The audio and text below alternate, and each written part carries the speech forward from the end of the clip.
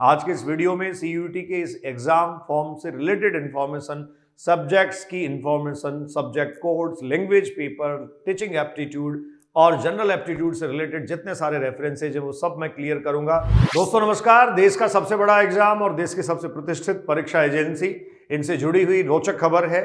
आप सब इंतजार कर ही रहे होंगे। 12वीं के बाद अगर आपको अपना कैरियर बनाना है, बड़े संस्थानों में पढ़ना है और देश भर की सेंट्रल यूनिवर्सिटीज को आप अप्रोच करना चाहते हैं, तो इन केंद्रीय विश्वविद्यालयों में पढ़ने के लिए सीयूईटी एक एग्जाम कंडक्ट करवाया जाता है जो एनटीए के नीट से भी बड़ा है। जी हाँ, स्टूडेंट स्ट्रेंथ के हिसाब से सबसे ज्यादा विद्यार्थी सीयूईटी में एनरोल होते हैं।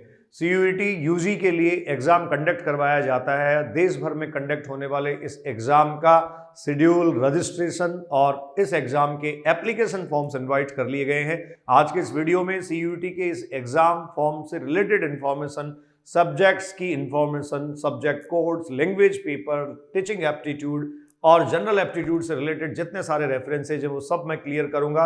अगर आप चाहते हैं कि आप देश के किसी प्रतिष्ठित विश्वविद्यालय में पढ़ें, वहां से डिग्री करें और वहां से डिग्री करने के बाद अपने आप को सिविल सर्विसेज या बड़ी जो सर्विसेज हैं उनकी तरफ अपने आप को ले जाना चाहते हैं, तो निश्चित तौर पर आपको ये एग्जाम देना चाहिए। देखिए, देश भर में इसके बाद दूसरा बड़ा एग्जाम बच्चे नीट का देते हैं और नीट के बाद बाकी के सारे एग्जाम हैं, जैसे जेईई मेंस का एग्जाम है। लेकिन मैं आपको बता दूं, अगर आप मैथ और बायोलॉजी फील्ड से नहीं हैं तो आपके लिए ज़्यादा सही है, और मैथ और बायोलॉजी से होते हुए भी आपके लिए सही है अगर आप अच्छे यूनिवर्सिटी से डिग्री करना चाहते हैं। आपका सपना है दिल्ली यूनिवर्सिटी में पढ़ने का, आपका सपना है जवाहरलाल नेहरू विश्वविद्यालय में पढ़ने का, आपका सपना है बनारस हिंदू यूनिवर्सिटी में पढ़ने का और आप जाना चाहते हैं अलीगढ़ मुस्लिम यूनिवर्सिटी, तो निश्चित तौर से आपको सीयूईटी यूजी एंट्रेंस एग्जाम देना चाहिए। आइए स्क्रीन पे इसकी जो पूरी डिटेल आपके सामने है, एनटीए की वेबसाइट से ऑथेंटिक इंफॉर्मेशन ऑब्टेन करते हैं।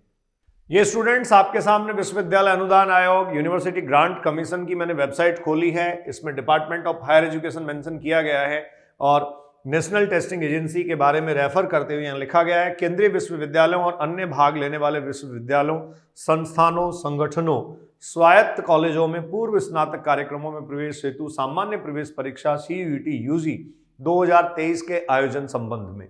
तो 2023 की जो सीयूईटी यूजी एंट्रेंस एग्जाम है उसका आयोजन करवाया जा रहा है और उससे आयोजन से रिलेटेड जो नोटिफिकेशन है बच्चों, वो यहाँ नोटिफिकेशन रिलीज कर दिया गया है। ये पब्लिश किया गया है कल यानी 9 फरवरी को, और इससे रिलेटेड जो रजिस्ट्रेशन प्रोसेस है कल 9 फरवरी से ही शुरू हो गई है। तो यहाँ देखिए सीयूईटी यूजी का जो पोर्टल है, ऊपर एक ग्रीन स्ट्रिप बच्चों चल रही है, सीयूईटी यूजी पोर्टल पे आप जा सकते हैं और अपना रजिस्ट्रेशन कंफर्म कर सकते हैं। अब स्टूडेंट, सबसे पहले मैं इसके नोटिफिकेशन के साथ आपसे मुखातिब हो रहा हूं। आइए, राष्ट्रीय परीक्षा एजेंसी, नेशनल टेस्टिंग एजेंसी, उच्चतर शिक्षा विभाग, शिक्षा मंत्रालय भारत सरकार के तहत एक स्वायत्त संगठन है। जी हाँ, एनटीए नेशनल टेस्टिंग एजेंसी अपने आप में एक ऑटोनोमस बॉडी है और पब्लिक नोटिफिकेशन देखिए आपके सामने है 9 फरवरी 2023, 9 Feb 2023। यहाँ बच्चों बहुत क्लियरली लिखा है, जो यूनिवर्सिटी के एंट्रेंस टेस्ट हैं जिसको सीयूईटी यूजी 2023 के नाम से आप जानते हैं, ये सीयूईटी यूजी 2023 के लिए नोटिफिकेशन जारी कर दिया गया है। ये लीजिए, आपके लिए नोटिफिकेशन आ गया है। जरूरी है पार्टिसिपेट आप करें और अपनी सफलता सुनिश्चित करें।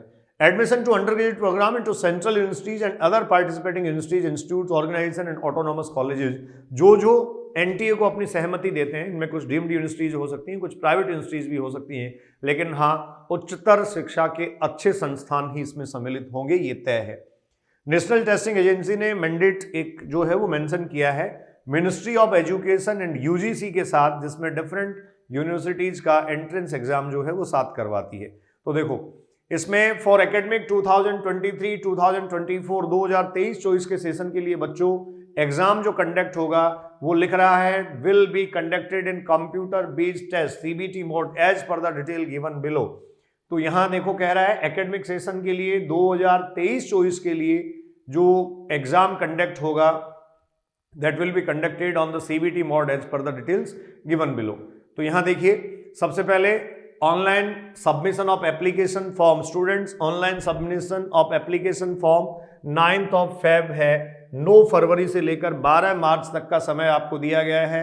9 PM से 9 फरवरी से माफ़ी चाहूँगा 9 फरवरी रात 12 बजे से ही ये शुरू हो गया, ओपन हो गया और 12 मार्च 2023 तक ये बच्चों ओपन रहेगा।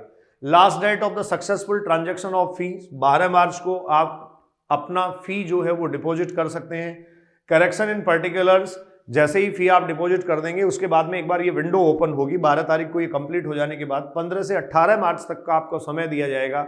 इस समय अवधि में आपने जो पर्टिकुलर्स फिल किए हैं अगर उनमें कहीं किसी तरीके की आपको कोई दिक्कत लगती है तो वो आप ठीक कर सकते हैं। उसके बाद में आपको देखिए announcement of the city of examination, कौन सी सिटी में कौन से शहर में आप एग्जाम देंगे ये 2nd वीक ऑफ मई में अनाउंस हो जाएगा। Clear, 2nd week of May में अनाउंस हो जाएगा। और डेट ऑफ एग्जामिनेशन देखिए 21 मई यहाँ डेट ऑफ एग्जामिनेशन दे दिया गया है। तो बहुत महत्वपूर्ण बात है कि नीट की परीक्षा 7 मई को हो रही है और 21 मई को जो है इसके बाद 21 मई को या इसके बाद जो है वो परीक्षा आयोजित ये होगी, क्योंकि ये 2-3 फेज में चलने वाली परीक्षा होती है। तो डेट ऑफ एग्जामिनेशन 21 मई, एनटीए द्वारा आयोजित देश की सबसे बड़ी परीक्षा 21 मई को आयोजित होगी। Display of recorded response and answer की वो जैसे ही एग्जाम हो जाएगा उसके ठीक बाद वेबसाइट पे अनाउंस कर दिया जाएगा। और बच्चों इसके लिए वेबसाइट है www.nta.ac.in, आप ध्यान रखें, या फिर cuetsamarth.ac.in। Declaration of result to be announce later on the website, website पे ही और ये जो डिक्लेरेशन है रिजल्ट का उसका नोटिफिकेशन आएगा। फिर देखो इंपॉर्टेंट रेफरेंस है बच्चों, the CUET 2023 will be conducted in 13 languages, देश भर में 13 भाषाओं में आयोजित करवाई जाती है। English, Hindi, Assamese, Bengali, Gujarati, Kannada, Malayalam, Marathi, Oriya, Punjabi, Tamil, Telugu and Urdu. For papers scheme timing eligibility and other information candidates are requested to please check the information bulletin of CUET 2023। तो आप इंफॉर्मेशन बुलेटिन चेक करें। इसके अलावा इसकी जो ब्रीफिंग है बच्चों, ये मैं ब्रीफिंग आपको बता देता हूँ। राष्ट्रीय परीक्षा एजेंसी ये आपको दे रखा है for CUET 2023 the following is the scheme of the examination. Examination scheme आप देख लीजिए।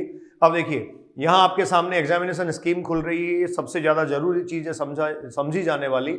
इसमें बच्चों एक तरफ आपको दे रखा है सेक्शन ए जो लैंग्वेज का होता है, सेक्शन बी जो लैंग्वेज का होता है, और सेक्शन 2 यहां जो दे रखा है domain specific subject, and section 3। तो सेक्शन 1, सेक्शन 2, सेक्शन 3, सेक्शन 1, 2, 3 इस तरीके से 3 सेक्शन है। पहला जो सेक्शन है उसमें बच्चों मेंशन किया गया है, यहां से आप ध्यान दें, इस पे थोड़ा सा सही तरीके से आप पता रखें चीजों को तो कॉम्प्लिकेशन नहीं आएगा। आप एग्जाम फॉर्म जब इसका फिल करते हैं तो सब्जेक्ट जो है वो भरने में भी आपको आसानी रहेगी, और वही सबसे ज्यादा जरूरी चीज है बच्चों। सेक्शन ए जो है उसका फर्स्ट का ए, ये लैंग्वेजेज होते हैं, 13 लैंग्वेजेज हैं जैसा अभी लैंग्वेजेज हमने डिस्कस किए थे, और ये जो भी लैंग्वेज आप चूज करना चाहें वो लैंग्वेज आप चूज कर सकते हैं। फिर लिखा है section B language, there is 20 languages, any of these language में बी चूजन, कोई भी लैंग्वेज जो है वो चूज की जा सकती है। इन दोनों को मिलाकर 40 क्वेश्चंस जो हैं वो अटेम्प्ट करने होते हैं, और आप ये कह सकते हैं 50 क्वेश्चंस जो है वो टोटल आते हैं। 40 questions to be attempted out of 50 in each language. हर एक लैंग्वेज सेक्शन में आप ये कह सकते हैं टोटल जो 50 क्वेश्चंस आपको दिए जाएंगे उनमें से 40 क्वेश्चंस आपको बच्चों करने हैं। उसके बाद देखिए section 2 domain of the specific subject. तो ये तो देखो लैंग्वेज होता है, ये जो दूसरा आप पढ़ रहे हैं ये है सब्जेक्ट का मामला, और इसमें जो है 27 डोमेन स्पेसिफिक सब्जेक्ट्स होते हैं बच्चों। Being offered under this section candidate may choose any subject as desired by the application of university और organization। मान लीजिए आप दिल्ली यूनिवर्सिटी के किसी डिपार्टमेंट में ग्रेजुएशन करना चाहते हैं, बीएससी करना चाहते हैं, बीएससी ऑनर्स आप करना चाहते हैं, तो कौन सा सब्जेक्ट आप चाहते हैं, फिजिक्स, केमिस्ट्री, बॉटनी, जोलॉजी, जो 3 सब्जेक्ट की बेसिकली पेयरिंग होती है वो आप यहाँ से चूज कर सकते हैं। और इसमें 3rd सेक्शन होता है बच्चों जो जनरल एप्टीट्यूड, एक तरीके से जनरल टेस्ट होता है। इसमें 50 क्वेश्चंस आते हैं और 50 क्वेश्चंस अटेम्प्ट आपको करने होते हैं, 60 क्वेश्चंस आपको दिए जाते हैं।